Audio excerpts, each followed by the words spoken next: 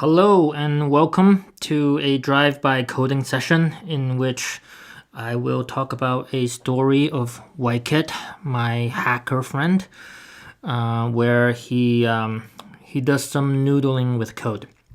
So Wykit is just for fun. He's learning about Async Await in JavaScript. As a matter of fact, TypeScript. By the way, the feature Async Await is a feature that's available in the ECMAScript standard, the latest version of the ECMAScript standard, and is also available in TypeScript. So Wykit prefers to code in TypeScript. But he doesn't really go crazy with the fancy TypeScript features. So if you are a JavaScript developer, you should be able to follow along just fine. I will fill in some of the details whenever he's using some TypeScript specific features. Anyway, so Wykit, he just wants to write this little countdown application that counts 5, 4, 3, 2, 1, and then lift off. We have to open up the console to see the result of the program, and it did print those words out. There's one problem though, which is that all of these text is printed out all at the same time, and that's really not what he was going for there. Really, what we're expecting to see is a sort of pause in between each of the numbers counted down. And so Wykit tries, well, not that. That's like over-eager VS Code there. Down boy.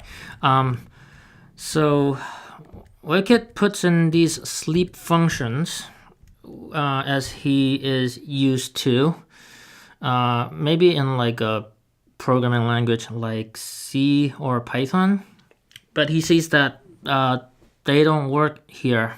JavaScript does not have a sleep function, and when he goes to the browser to execute it, he sees the same error message saying that sleep is not defined. Sleep is just not a thing in JavaScript.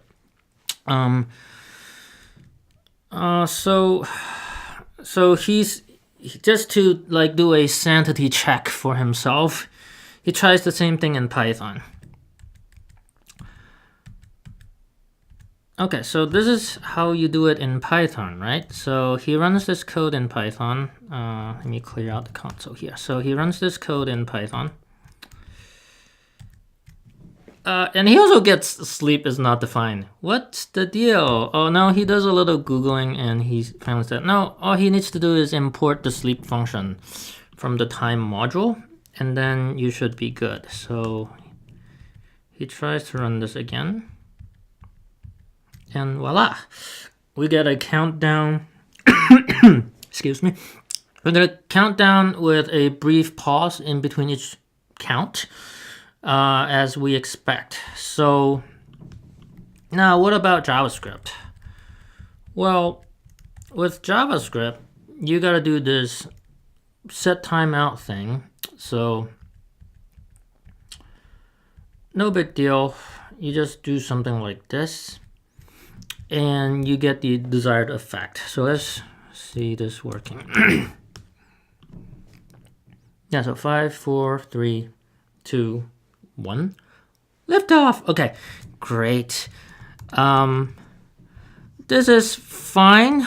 If you look at the Python version and the JavaScript version, well, I can see you shaking your head back at home now watching this.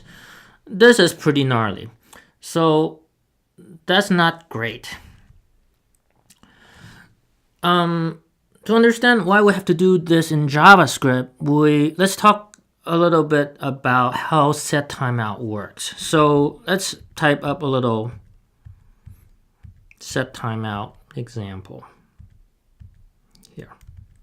Okay, so look at this set timeout example, and the question for you, the viewer, is what is the output of this program? What is the order of these printouts?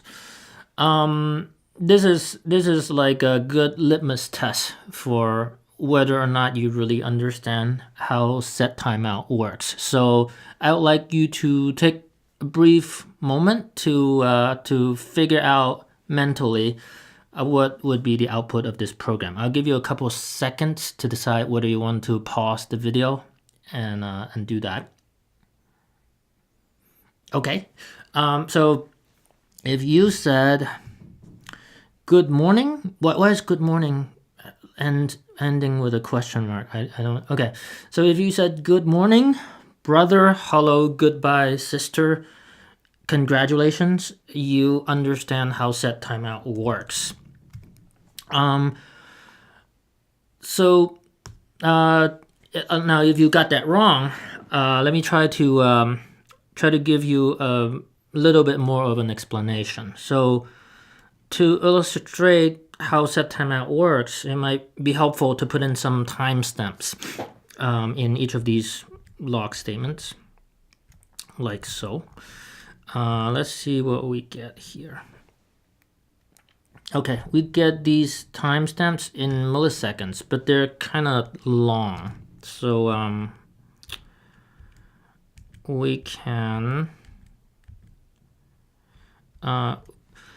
so this is what Wykit does. Wykit makes a get time function which takes the time, which is in JavaScript and in a lot of programming languages, time is represented as the number of milliseconds since epoch, which is sometime in 1970.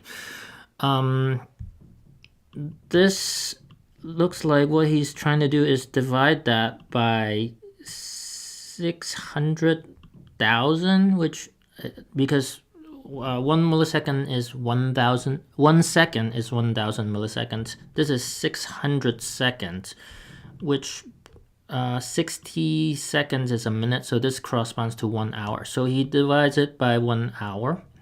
Oh, not divide, actually, modulus. So like how many milliseconds are there left over since the last hour? Yeah, I think that's the number. Oh, he needs to swap in the use of this newly created function first for all the calls. Okay, let's see. Okay, so you now get a shorter number now. Wykit is still not satisfied, so he divides it by 1,000 to get the timestamp to represent to be in the unit of seconds.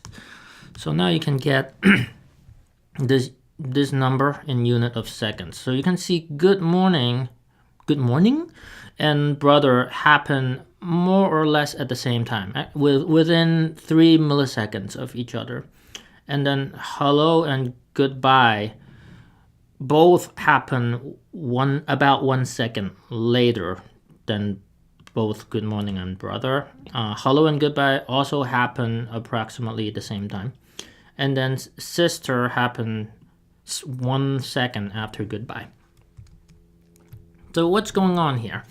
Well, JavaScript does not wait for you. So when you call set timeout, JavaScript will execute this set timeout function and keeps going. So the reason that there's almost no time has elapsed between good morning and brother is because right after good morning is printed and then set timeout has been called, JavaScript doesn't wait for the execution of this block of code as specified by this function, and then it instead immediately goes to the next line number 10, and executes the following print brother statement. This code, the code inside this function, gets executed a little bit later. How much later? Well, that's determined by this time in milliseconds. So we said 1 second later. start executing this function. So that will actually happen after this print brother line has happened. Inside of this nested function, the same thing happens. This goodbye line will happen before this sister line. So after 1 second from the start of the program, JavaScript will print the hello and then set up this timeout call. And then instead of waiting for the sister line to complete, it'll first print goodbye. And then 1 second after that, which at this point it would have been second number 2, it would finally execute this block and print sister.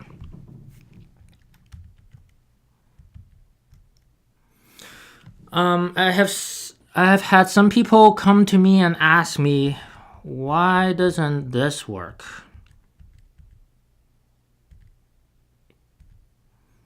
And while we're at it, let's put in some timestamps like we did before. So this piece of code, what does this do? And why does this not work? So for you, my viewer, if you need some time to think about this, I'll give you an opportunity to pause the video and think about what is the result of this program. Okay, so if you decided to do that, congratulations. You've made good use of your brain power in exercising your mental calculation abilities. The answer, let's see. Well, we run this code, and basically all of these print statements got executed at roughly the same time, or just not very far apart from each other. And hopefully by this time you can explain why that is the case. Okay. Now, wouldn't it be nice if instead of having to do the crazy nested set timeout mountain, or this crazy thing that looks like a coastline, we could instead do this. We can tell JavaScript, hey, I know this thing is gonna execute in some future time, 1 second, because that's what I told you to do.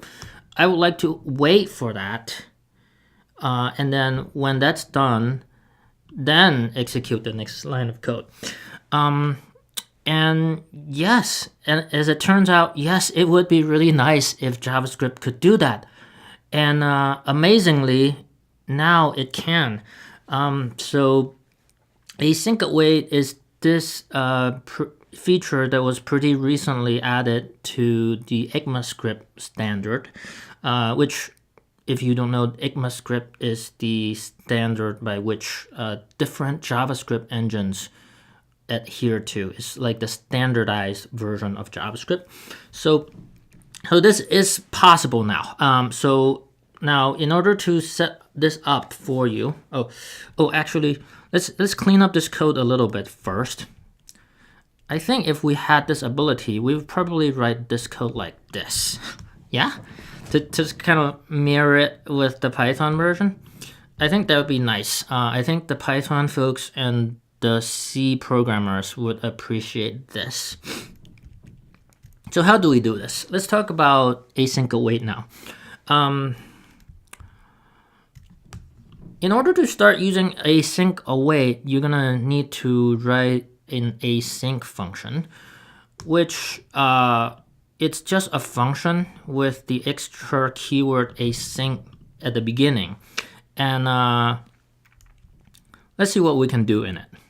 So first of all, you can do anything you can normally do in JavaScript, or in TypeScript in this case, inside the body of the function. But in addition to the normal stuff you can do in a function, you can also do this, the await statement. Now, when you're using the await statement, the thing that follows the await keyword is expected to be a promise, and async await works hand in hand with promises. They're like this. They are really tight. So that's how the spec was designed. Promises are already a thing. It's already a concept and construct that's been standardized in the ECMAScript spec. And so async await is a thing that built on top of promises. Now this promise, how do we create a promise? Well, one way, the more low-level way, is by doing this.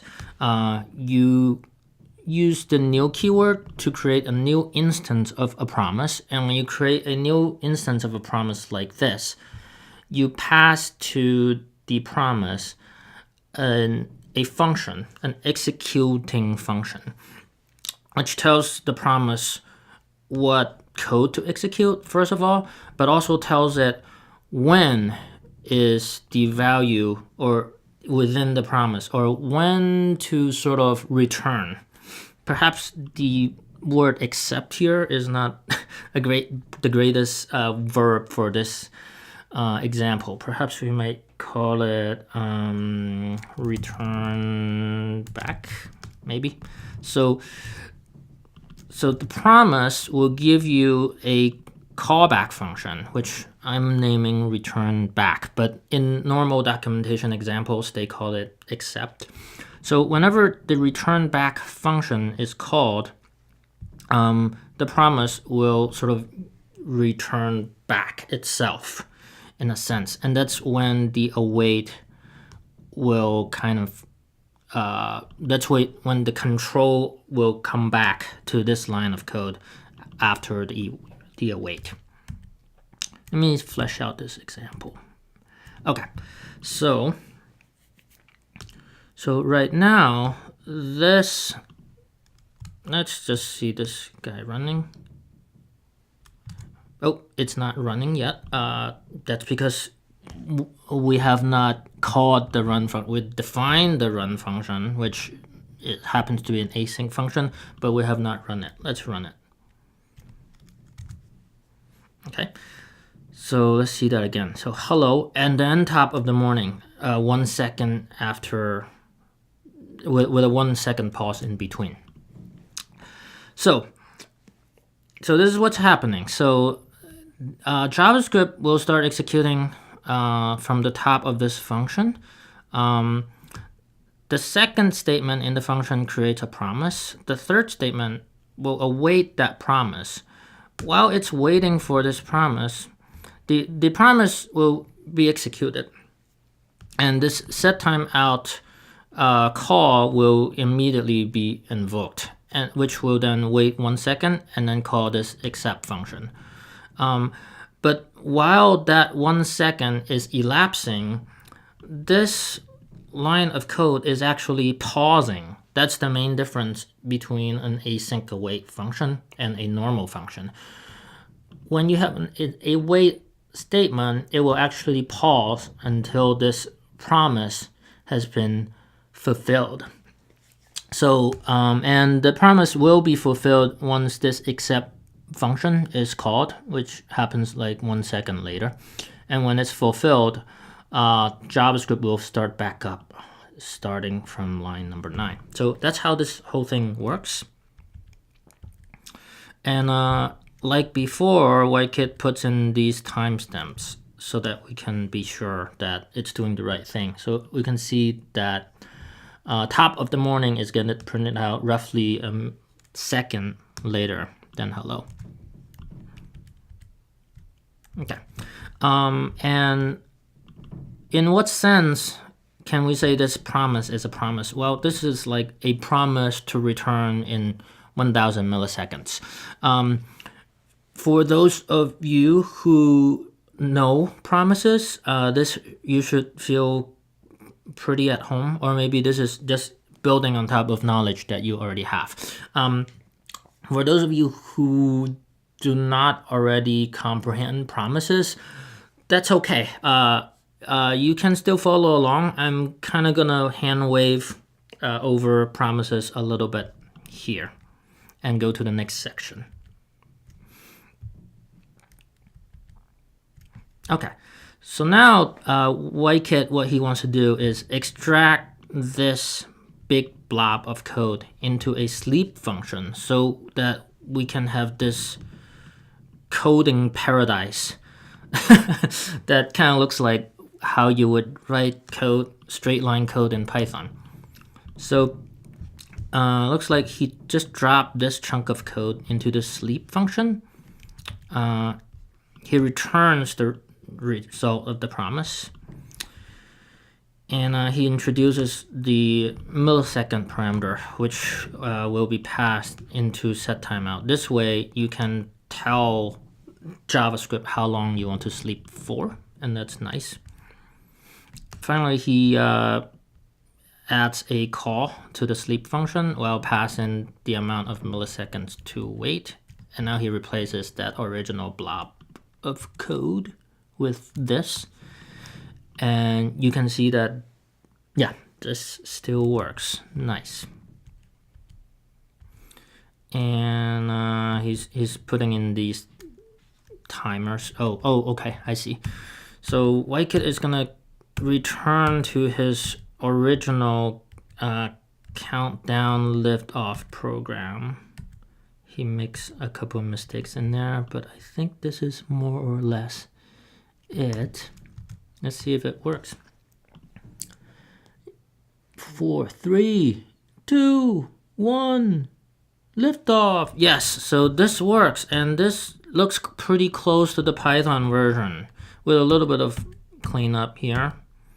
If we look at these two versions of the code side by side, they actually look quite similar between the JavaScript version and the Python version now, and that's pretty cool. And I'll say this is quite a bit nicer to look at, this code, versus the nested chain of set timeout example. One really cool thing that you can also do now is write a for loop. So yeah, instead of hard coding those sequence of print and set timeout print, you can wrap an await statement inside of a for loop, and this works just like before, except that we have a 0 that's not supposed to be there, but yeah, maybe we'll fix it later. Okay, so sometimes if you're inexperienced with writing async await code, sometimes you might forget to write an await here. Now, if you forget to put an await here, can you guess what's going to happen? It's not going to wait. It's not going to wait. So everything will just come out at the same time. It's similar to starting all of the set timeout calls all at the same time. It's not going to wait. So hopefully you will not forget, or hopefully when you do forget, you will figure that out shortly. Okay. Now, an additional thing we could do is to actually extract the code within this for loop into yet another function. So WhiteKit drops this block into a new function, which he calls countdown from. But now there's a problem. It says the await expression is only allowed within an async function. So he didn't write this guy as an async function, but that's okay. We just make it into an async function by slapping this async label right in front of it, like it ain't no thing. And now this works. Now he can call this countdown from 10. he does make sure he put the await in front of it, because if you didn't, let's see what happens if you didn't.